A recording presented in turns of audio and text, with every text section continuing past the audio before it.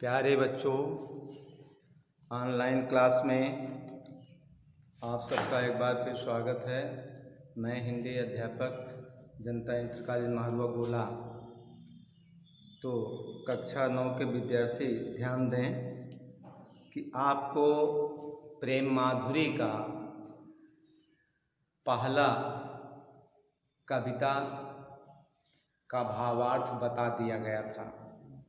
आज हम प्रेम माधुरी का दूसरा कविता का अर्थ व्याख्या आपको बताने जा रहे हैं। इसके पहले आप देख लें, आपको निर्देशित किया गया कक्षा 9 14/9/2020 विषय हिंदी, प्रकरण प्रेम माधुरी और शब्द संकेत, यानी हम कौन सा दोहा या कविता पढ़ाने जा रहे हैं। तो जिए पै जो होए अधिकार तो विचार कीजिए, यही कविता और उसकी अंतिम लाइन है, कैसे के विसारिए।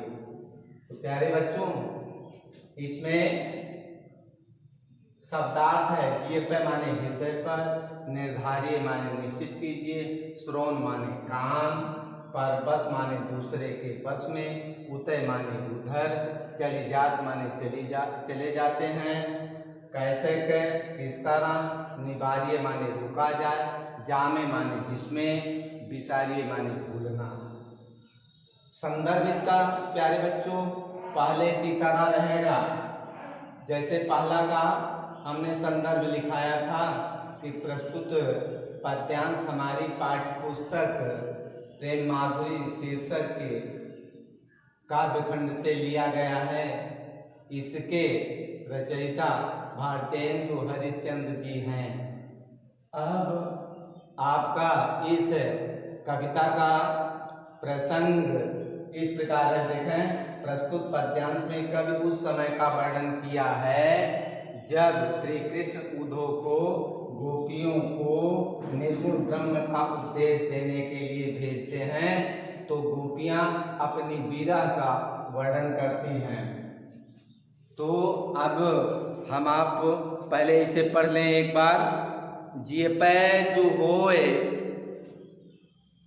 अधिकार तो विचार कीजय, लोक लाज भलो बुरो भले निर्धारिये, नैन श्रवण कर पग सबय पर बस भय, उतय चली जात इन्हें कैसे के संभारिये, हरिचंद भई सब भांति सो पराई हम, इन्हें ज्ञान कही कहो कैसे के निवारिये, मन में रहे जो ताहि दीजिए विसारी, मन आपे बसे जामे ताहि कैसे के विसारिये।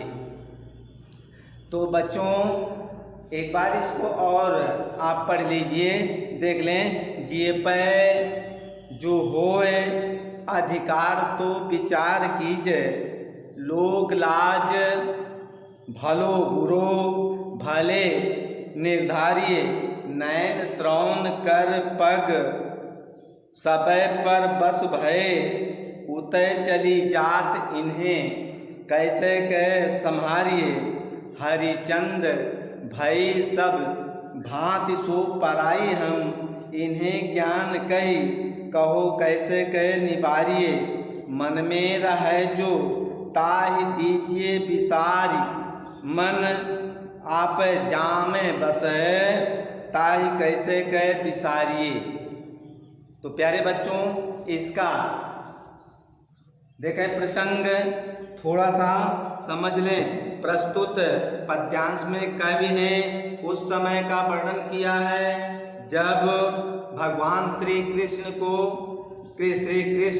उद्धव को गोपियों के पास निर्गुण ब्रह्म का उपदेश देने के लिए भेजते हैं, तो गोपियां श्री उद्धव के सामने अपनी विरह अवस्था का वर्णन करती हैं। विरह का वर्णन करते हुए कहती हैं, गोपियां उद्धव से कहती हैं कि हे उद्धव जी, जिए पै जो होए अधिकार, यदि हमारा मन पर अधिकार होता, यदि हमारा अपने मन पर अधिकार होता तो हम तुम्हारी बातों पर विचार करती। लोक लज्जा, लोक मर्यादा, भलाई बुराई, अच्छाई बुराई का भी मैं उचित रूप से निश्चय या निर्धारण करती, परंतु हम क्या करें, हम तो विवश हैं, हमारा मन हमारे बस में नहीं है।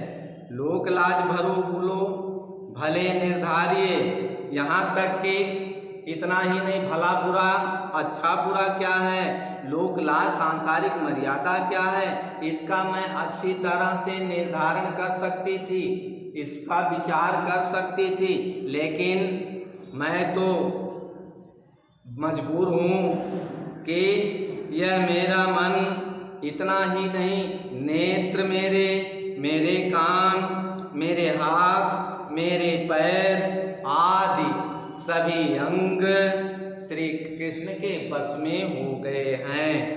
इन पर भी मेरा अपना कोई अधिकार नहीं रह गया है। ये सब उतय चली जात इन्हें कैसे संभालिए, ये सब स्वयं उधर ही चली जाती हैं, अर्थात भगवान श्री कृष्ण के तरफ चली जाती हैं। तुम ही हे उद्धव जी आप ही बताइए कि मैं इन्हें कैसे नियंत्रित कर सकती हूँ, कैसे इसे बस में कर सकती हूँ, इसे मैं कैसे संभाल सकती हूँ। हरिचंद भई सब भांति सो पराई हम।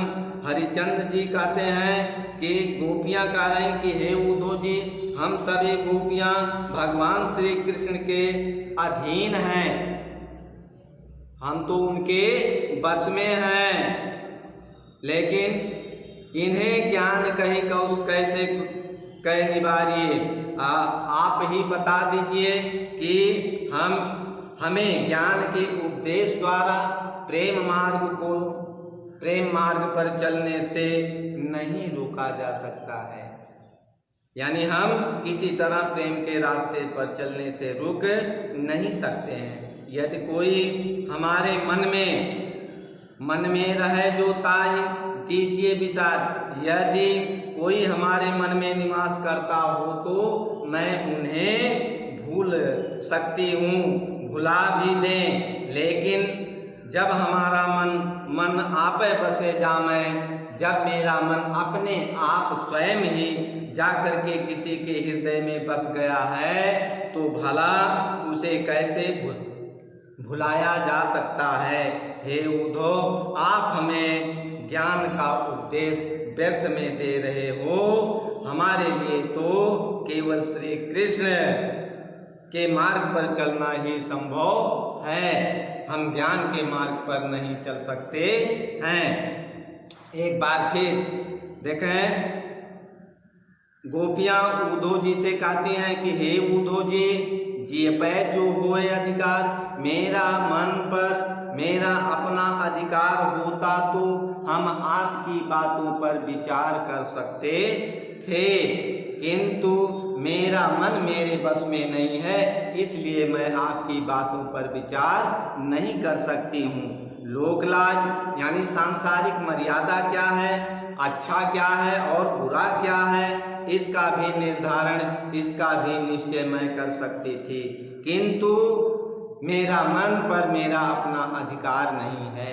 इतना ही नहीं, मेरे आँख, नयन, श्रवण, कर, पग, मेरा नेत्र, मेरे कान, मेरे हाथ, मेरे पैर, सब पर बस भय, सभी अंग मेरे भगवान श्री कृष्ण के अधीन हो गए हैं। उते चली जात इन्हें कैसे कह संभालिए, ये अपने आप भगवान श्री कृष्ण के तरफ चली जाती हैं। आप ही बता दीजिए कि मैं इन्हें कैसे संभाल सकती हूँ।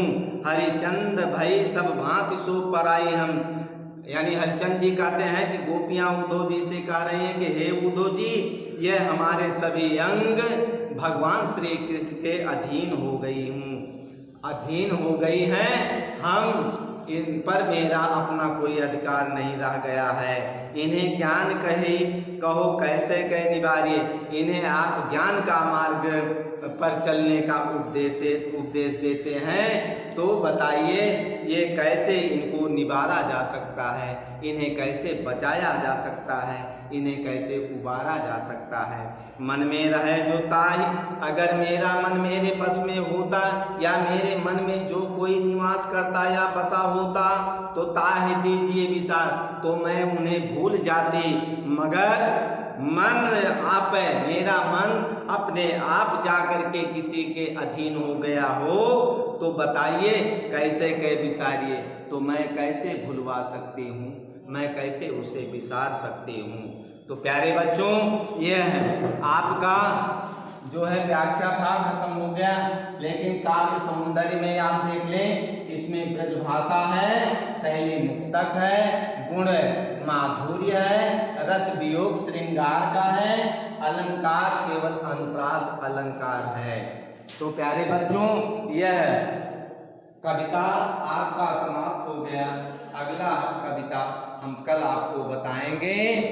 तब तक आप इसे नोट कर लें, इसे देख लें। अगर कहीं किसी प्रकार की कोई समस्या है तो आप मुझे फिर मेरे नंबर पर संपर्क करके अपनी समस्या का समाधान कर सकते हैं। धन्यवाद।